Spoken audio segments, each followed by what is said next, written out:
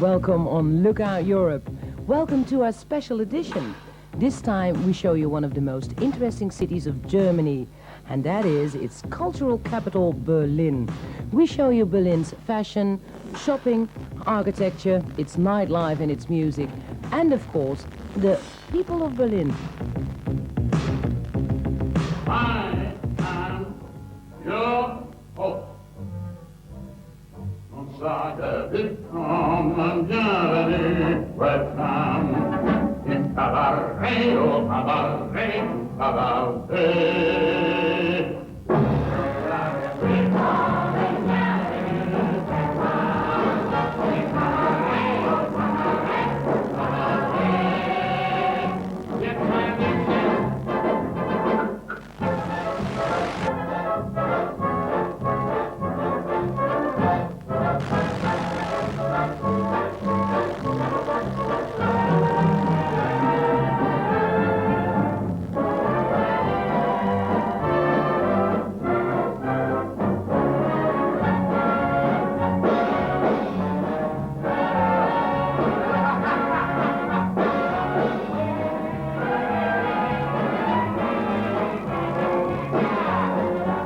What I love about Berlin is the wall, right?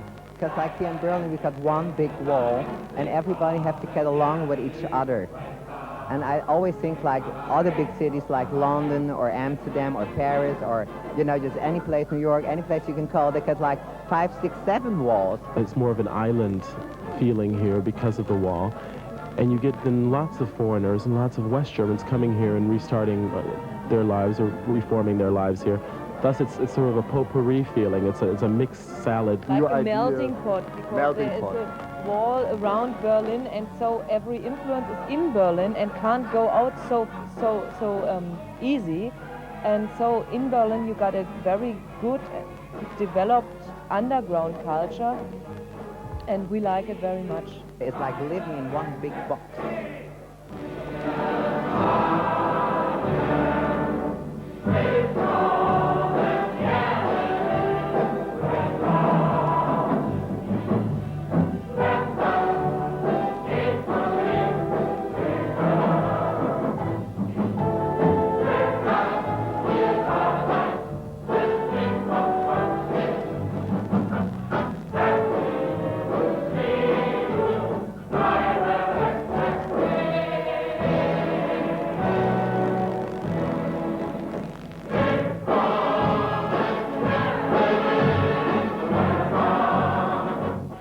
Super. Berlin is #1 for me. It's the greatest town in the world. The people here, I like the people. They are so free. It's a city for everybody and everything. You can find everything you want here if you look hard enough. And we have the beautiful women in the world.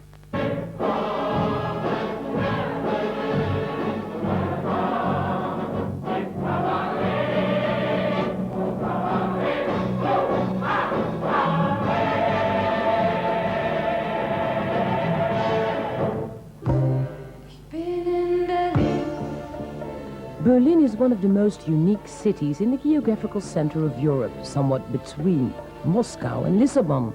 Until the war, it was the capital of Germany. Since 1945, West Berlin has become a West German island in the middle of East Germany. It's only to be reached by aero transit roads, and officially Berlin is still under protection of the 4 Allied forces. East Berlin under the Russians, and West Berlin is divided into a French, British and American section.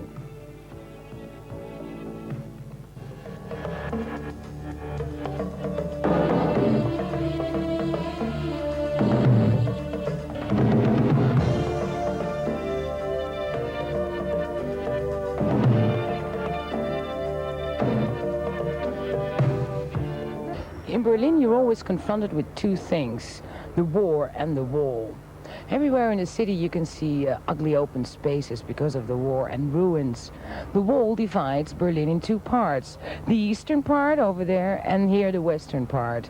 And it goes straight to the old center of the city. Here's Potsdamer Platz, which used to be the lively center of old Berlin. During the war, a third of the city was destroyed, laying waste to 10 square miles of central Berlin. And this is what it used to look like, a rich and prosperous city. These were the heady days of the Golden 20, when the capital vibrated with new ideas, a city where anything could happen, an internationally renowned intellectual and cultural center. It attracted many big artists like Bertolt Brecht, Lotte Lenya, Erwin Piscator, Marlene Dietrich, Thomas Mann, Arnold Schoenberg, to name a few, until...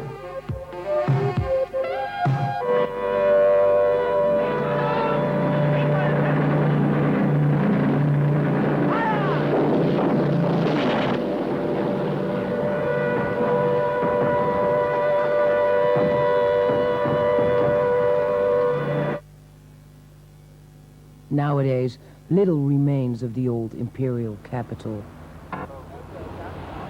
The Siegessäule, the victory column, on the square Grosser Stern. On top you have a good view on East Berlin, and on the Brandenburger Tor, the only remaining city gate, built at the end of the 18th century. It's now located in no man's land, just on the other side of the wall. Reachable for none, but visible for everyone, and that makes it a symbol of the divided city. And this is another example. The Reichstag, built about 100 years ago as a symbol of the Second German Empire. In 1918, the German Republic was proclaimed from one of the balconies of the Reichstag. And in 1933, Marinus van der Lubbe set fire to it. And in the last phase of the Second World War, in 1945, it was heavily damaged.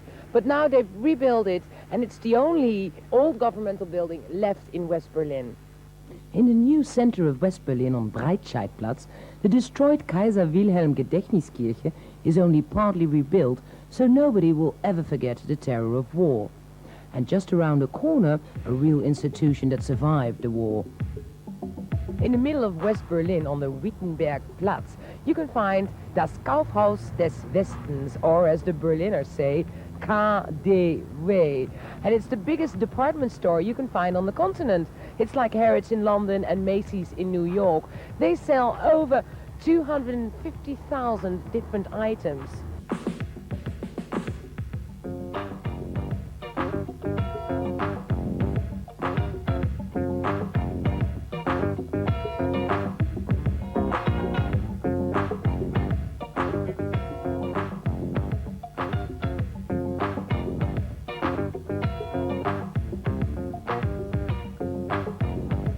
Berlin is also famous for its porcelain. It took a long time for Germany to become one big state. For a long time it consisted of many little kingdoms. And in the 18th century, Frederick the Great, which is one of the most illustrious German rulers in the history of Germany, he founded a porcelain factory. And because he was one of the biggest rulers, many little kingdoms and kings followed his example and founded a porcelain factory. And at a certain time in history, there was so much porcelain being produced that people who worked for the state had to be paid in porcelain.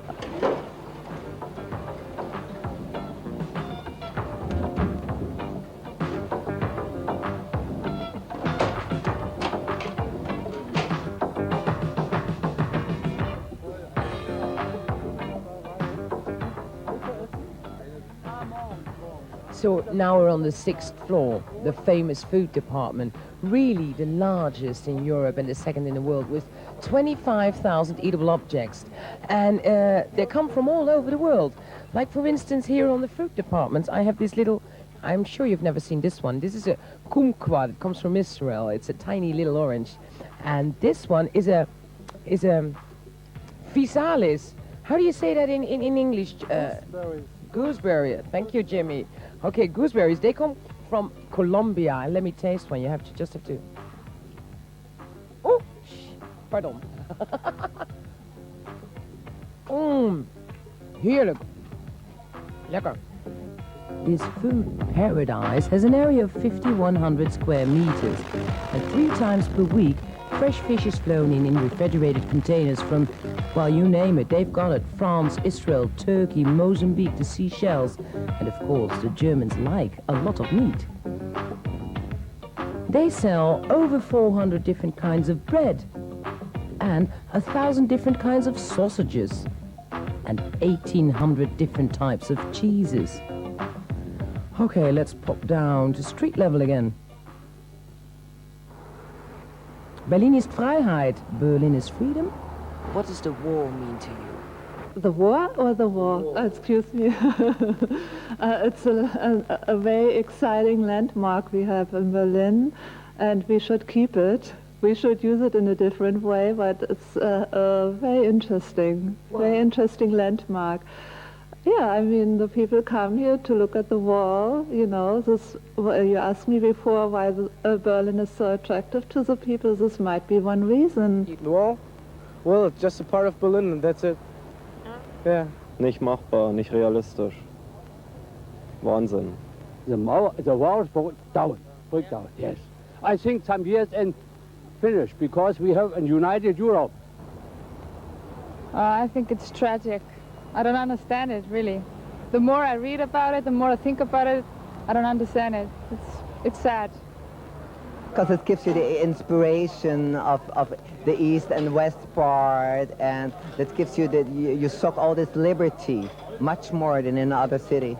I mean, the contrast, when you see the wall, you realize that you are free and the others are not. Is that the feeling? That's right. That's right. That's right. I feel a bit locked in by it, to tell the truth. And as I drive around, you know, and I always end up, you know, on a wall, you know, and I can't get out of it. It's weird. And I lose my sense of direction as well, you know. I can't go north, south or something, you know, because it's in a circle somehow. It's a great place to go when people come to visit you. And other than that, I never go there. Yeah. I went there when I first came here. I looked. I was surprised. I didn't know what it was. And now I live about half a kilometer away from the wall. And I don't even think about it. It doesn't make any difference. Es ist herrlich zu leben, mein Kind. Es ist herrlich zu leben, wenn ein Tag neu beginnt. Das Herz will zerspringen, die Seele verglüht, wenn am Görlitzer Bahnhof die Linden blühen. Und über die Mauer die Möwen ziehen. Es ist herrlich zu leben in Berlin. Why don't you grab your paraphernalia and get back to North Rhine-Westphalia? This is Chaos, but he's really Dennis. He's 16 years old and he's one of the most famous graffiti sprayers in Berlin. Is it allowed to spray on the wall? It's not allowed to spray on the wall, but there are 3 meters nobody's land, and there's nobody to catch us. So, because the wall is property of East Berlin? Yeah, it's East Berlin's wall. Since how long do you spray on the wall? We spray 3 years on the wall. Yeah. And what does the wall mean to you? What it means? It's a place to do graffiti. You're born after the wall is built, so it doesn't have any other feeling for you? No? No. And one day, all this 45 kilometers of wall will be covered. What are you going to do then? I go over. I cross it. What else? Thank you. We lay down the law, simple and raw. Spread word, motherfuckers, yours. Shout for more. West down, slam down. We are defeaters. We are defeaters. We say and play. We call it and delay. Delay. We run.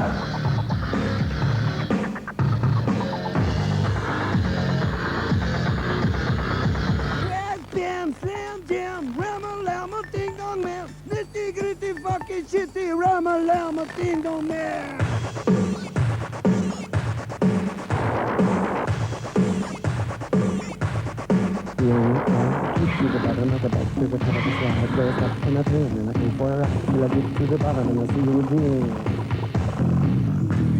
you want me to love you? Don't you want me to love you? Y'all pass the miles above you. Tell me, come on, tell me the answer. You may be a lover, but you ain't no dancer. Beep, beep, beep, beep.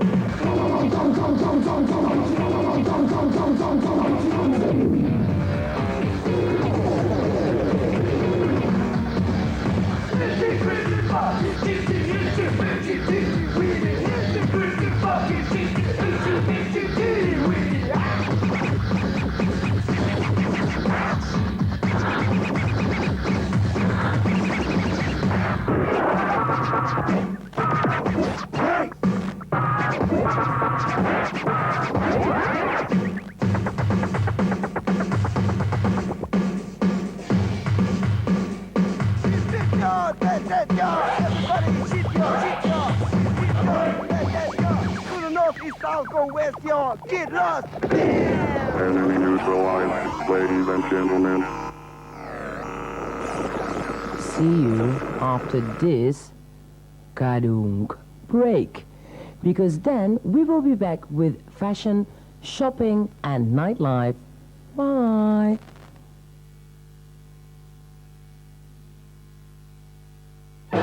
Ontbijt u problematisch? Provisorisch? Of progranen? Progranen van Kellogg's met volkorenvlokken, banaan, noten, kokos, appel en rozijnen. Proberen! Progranen, daar raak je van in de wolken. Wake up, work out, this day's yours. When you need a power boost, reach for Mars. Just relax, stay cool and smile. Mars keeps you going. And work, rest and play. Enjoying life like you know you should. That great taste of Mars, you know it's good. The energy, just go for it. Mars keeps you going. And work, rest and play. Whatever you do on Mars a day, helps you work, rest and play.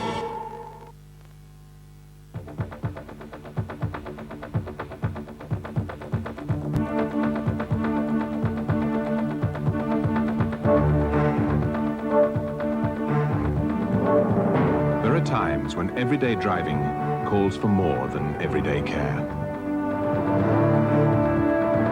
That's why Toyota engineers combined multivalves with four-wheel drive in a wide variety of cars.